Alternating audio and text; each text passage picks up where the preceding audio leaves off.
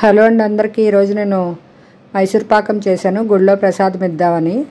దానికి కావాల్సిన పదార్థాలు ఏంటంటే 1 కప్పు శనగపిండి, 2 కప్పుల పంచదార, 1.5 కప్పు నీళ్లు, 2 కప్పులు నెయ్యి, 2 కప్పులు రిఫైన్డ్ ఆయిల్ అండి. ఇవి కావాల్సిన పదార్థాలు. ముందుగా ఏం చేయాలంటే 2 కప్పుల పంచదారని స్టవ్ మీద పెట్టాలి. అలాగే 1.5 కప్పు వాటర్ అందులో వేయాలి. వేసాక తీగ పాకల్లా రావాలండి. బాగా పంచదార అంతా కరిగి తీగ పాకం వచ్చాక మనం ఇలా వేలుతో చూస్తే సాగాలి. అది ఆ తీగ పాకం వచ్చాక అప్పుడు శనగపిండి ఉంది కదా, అది అందులో వేయాలండి. వేసి బాగా కలపాలి. బాగా మెత్తగా గరిటతో అంతా కూడా గిన్నెలో ఉన్న శనగపిండి అంతా కూడా పంచదార పాకంతో కలపాలి. కొంచెం అలా ఉండలుగా ఉన్నా ఏం పర్వాలేదు, అదంతా కూడా తర్వాత కరిగిపోతుంది వేడికి. అదేం పెద్ద ఇబ్బంది ఏం లేదండి. బాగా కలపాలి. మూలలు అది కూడా అంచులుగా ఉన్నది అంతా తీసి కలుపుతూ ఉండాలండి. బాగా అలా ఉండలు ఉన్నా కానీ ఏం పర్వాలేదు, ఇబ్బంది లేదు. గరిటతో బాగా కలుపుతూ ఉండాలి.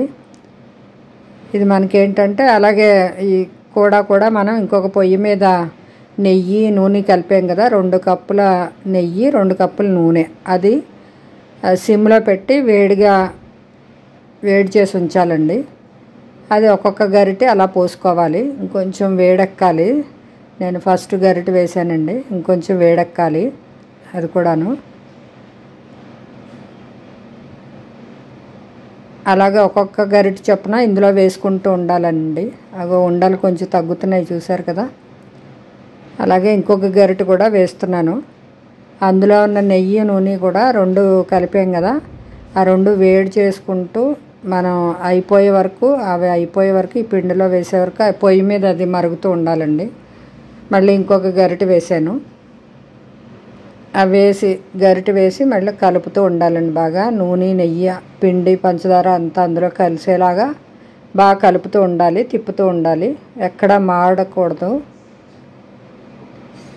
జాగ్రత్తగా కలుపుతూ ఉండాలండి. అలాగా మనకి ఆ గిన్నెలో ఉన్న ఆ నెయ్యి మిశ్రమం అంతా కూడా అయిపోయే వరకు అలా ఒక్కొక్క గరిటె చొప్పున వేసుకుంటూ ఉండాలండి. బాగా కలుపుతూ ఉండాలి వేసిన వెంటనేను, అడుగంటకుండాను. మళ్ళీ ఇంకొక గరిటె వేస్తున్నానండి. అందులో గిన్నెలో ఉన్న వేడి నెయ్యి నూనె మిశ్రమం తీసి మళ్ళీ ఒకసారి వెయ్యాలి ఇంకొక గరిటె. అలాగా గిన్నెలో ఉన్నదంతా కూడా అయిపోయే వరకు వెయ్యాలండి. అది వేసాను చూడండి. అదంతా కూడా అలాగా బాగా హీట్గా ఉంటే అలా వస్తుంది మనకి, అలా రావాలండి టెక్స్చర్. అలా బాగా కలుపుతూ ఉండాలి. అందులో ఉన్న నూనె నెయ్యి కూడా ఆ గిన్నెలో ఉన్న మిశ్రమం అంతా కూడా అయిపోయే వరకు మనం అదంతా కూడా ఈ పాకంలో వేస్తూ కలుపుతూ ఉండాలి. చూసారా, ఉండలు మొత్తానికి లేకుండా ముందు ఉండల్లా కనిపించాయి కదా, ఇంకా ఉండలు అవి కూడా ఏం ఉండవు ఇంకా చివరికి వచ్చేసరికి. మళ్ళీ ఇంకొక గరిటె వేసానండి. అదంతా కూడా మళ్ళీ కలుపుతూ ఉండాలి బాగాను. వేసిన వెంటనే కింద మాడిపోకుండా చూసుకోవాలి, బాగా కలుపుతూ ఉండాలండి. దళసరి గిన్నె తీసుకోవాలి దీనికి, మైసూర్ పాకం తయారు చేయడానికి. బాగా కలపాలి. అలాగే ఆ గిన్నెలో ఉన్న నెయ్యి మిశ్రమం అంతా కూడా అయిపోయే వరకు అలా ఒక్కొక్క గరిటె చొప్పున వేసుకుంటూ ఉండాలి. ఇందులో అలా బుడగల్లా వస్తూ ఉంటుంది, అలా ఉడుకుతూ ఉంటుంది. మనకి గిన్నెలో ఉన్న నెయ్యి అంతా కూడా అయిపోయే వరకు వేస్తూ ఉండాలి. ఇంకొక గరిటె వేసానండి. అది అలా చక్కగా మనకి అలా రావాలి బుడగల్లాగా వేడిగాను. తర్వాత ఇంకా లాస్ట్కి వచ్చిందా గిన్నెలో ఉన్నదంతా కూడా వేసేసాను.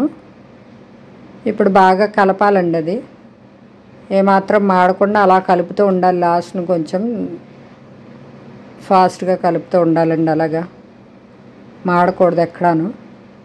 అది అలా తిప్పుతూ ఉంటే కింద మాడకుండా ఉంటుంది కలుపుతూ ఉంటాను.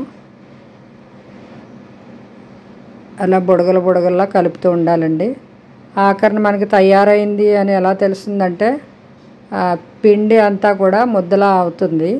అయ్యాక అందులో ఉన్న నెయ్యిని వదిలేస్తుంది. కొంచెం చూడండి దగ్గర పడిపోయింది. అందులో ఉన్న నెయ్యిని వదిలేసాక మనం వెంటనే ముందుగా ఒక ప్లేట్కి నెయ్యి రాసి పెట్టుకోవాలి. ఆ ప్లేట్లో జాగ్రత్తగా అలా కలుపుతూ ఆ నెయ్యి వదిలేసిన వెంటనే అది చూసుకుని మనం ఆ ప్లేట్లో వేసేసుకోవాలండి. జాగ్రత్తగాను నెయ్యి వదిలేస్తుంది అని మనకు తెలుస్తుంది కదా, గిన్నె నుంచి నెయ్యి మనకు కనిపిస్తుంది. ఆ పిండిలోంచి నెయ్యి పైకి తేలినట్టు కనిపిస్తుంది. అది తేలినట్టు కనిపించగానే మనం ఆ నెయ్యి రాసుకున్న ప్లేట్లో వేసేయాలి. జాగ్రత్తగాను వేసి అదంతా కూడా ఈవెన్గా స్ప్రెడ్ చేసేయాలి. ఈవెన్గా స్ప్రెడ్ చేయాలండి అదంతాను. కొంచెం గరిటతోటి అలా వదిలేసినా పర్వాలేదు, కానీ నేను గుళ్ళో ఇద్దామనుకున్నాను కాబట్టి కొంచెం చిన్న ముక్కలు కట్ చేయడానికి స్ప్రెడ్ చేస్తున్నాను. అది కొంచెం చల్లారిన తర్వాత, ఒక 3/4 చల్లారిన తర్వాత మనం చాకుతో కానీ ఏదైనా అట్లగాడితో కానీ చిన్న ముక్కల కింద కట్ చేయాలి. అది చిన్న చిన్న ముక్కల్లా కట్ చేసుకుని సర్వ్ చేసుకుంటే చాలా బాగుంటుందండి. గుల్లగా ఉండే మైసూర్ పాకం తయారవుతుంది మనకి.